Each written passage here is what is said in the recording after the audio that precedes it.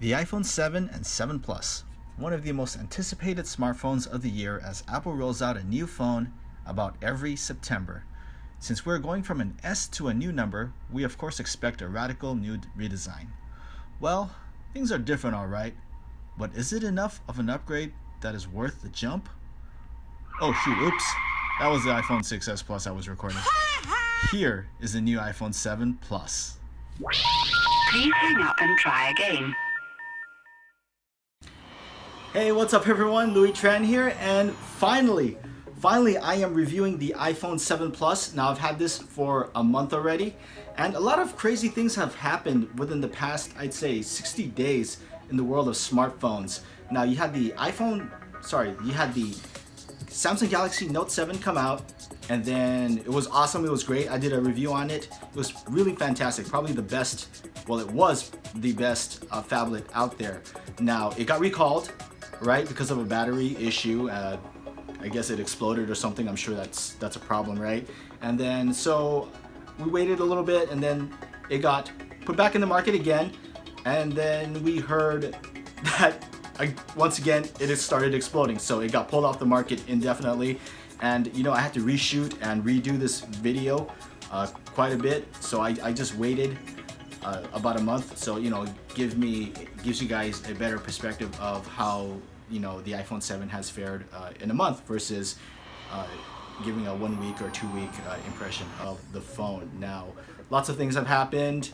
I had to re-edit, reshoot, you know, take away any mention of the Note 7 because, you know, it's no longer in the market. It's in comparison with the Note 7, it's pretty much irrelevant. So also the iPhone iOS 10.1 update came out, so lots of bug fixes as well as an added feature of the bokeh.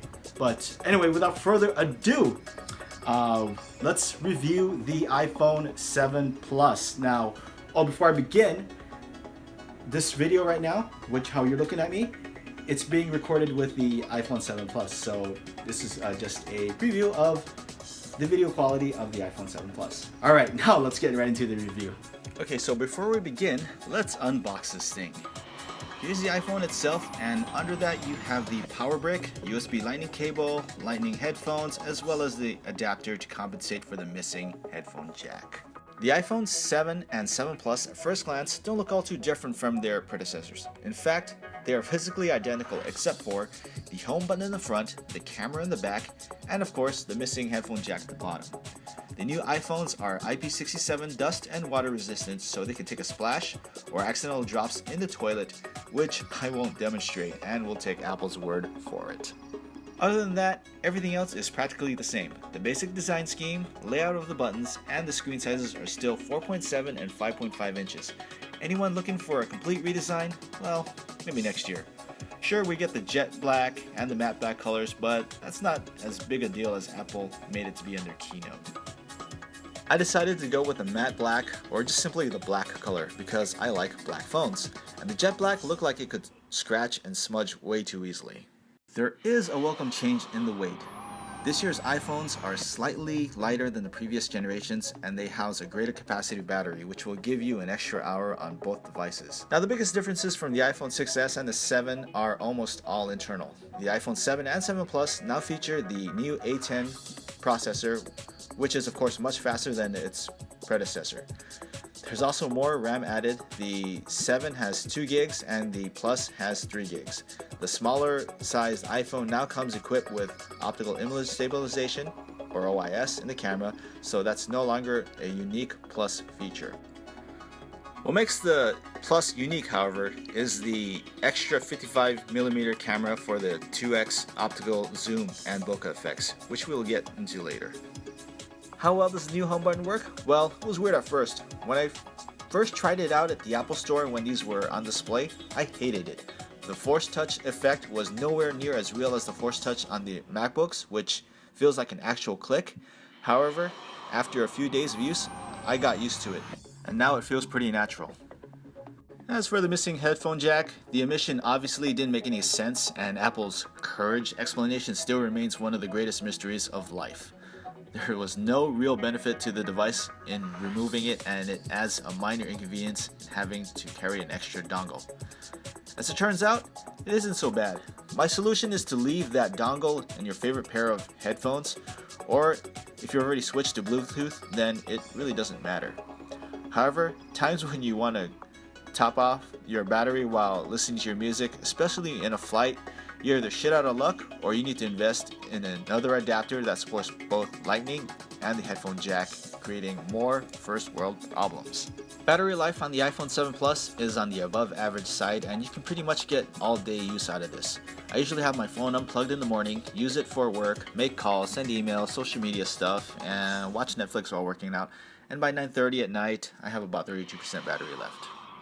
Another nice upgrade to the iPhone 7 and 7 Plus is the inclusion of stereo speakers. So now we have a pair of stereo speakers for the first time in an iPhone.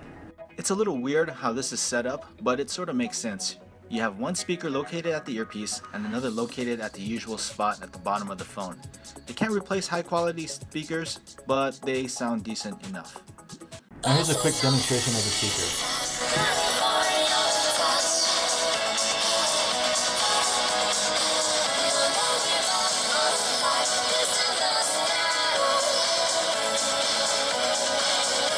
As for the camera, just like every year, it gets better every time. Now just how much better is the question. As Phil Schiller mentioned in the iPhone keynote, the camera, or in this case the iPhone, is the best and only camera most people will ever own. The 12 megapixel camera on the iPhone 7 Plus doesn't disappoint. It launches fast, focuses quickly, and takes great photos. On the iPhone 7 Plus, you get that extra 55mm lens that gives you the 2x optical zoom, as well as the depth effect, or bokeh, after the recent 10.1 iOS update. Front-facing camera has been upgraded from 5 megapixels to 7, so you can now take even better selfies. Here's a look at some of the photos and some video.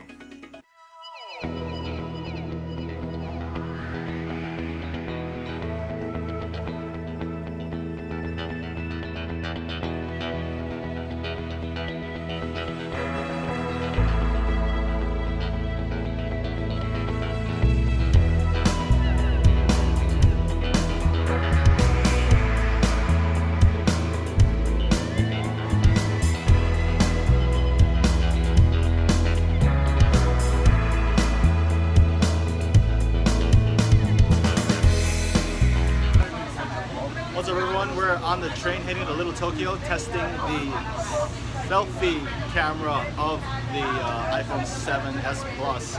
So right now we're looking at the selfie and FaceTime camera right here on the train right now, and this is the test.